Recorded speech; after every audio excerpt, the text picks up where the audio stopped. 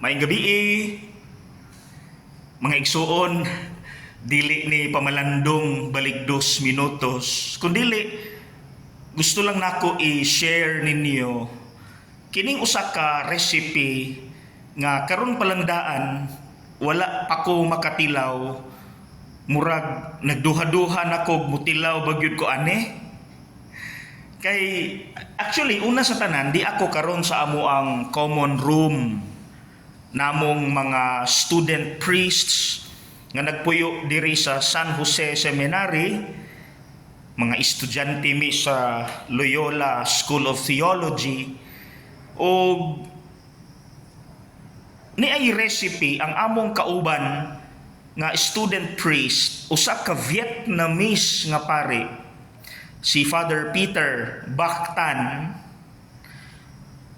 nga akong ipakita ninyo unsaon niya pagluto ang balot. Kita manggong mga Pilipino, kung mukaon tag balot, asin ug suka ra gyud na, diretso na. Pero tanawa ha, unsa iyang pamaagi? Naglibog ko. Dara, una.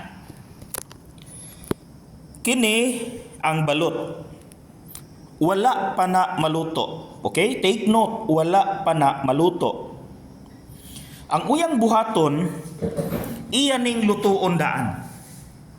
Kining isda, sabawan niya, sagulan niya aning mga ricados, kini mga spices, ug noodles. Okay? So isda with noodles, with sabaw, no, with spices, utan. Karon inig ka 100% bukal ani, kining balot dili niya iluto separately.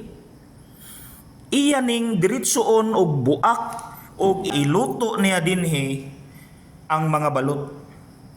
Na imagine isabay niya diag luto, pero of course walay labot ang tipaka. Ang sulod ra niya.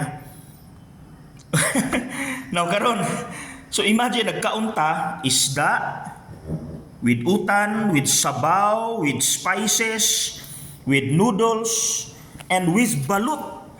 Karon, samtang gakaunta sa sabaw, with noodles, with balut, and utan, and spices, ingon si Father Peter, nga kanon ni siyag apil, nga hilaw.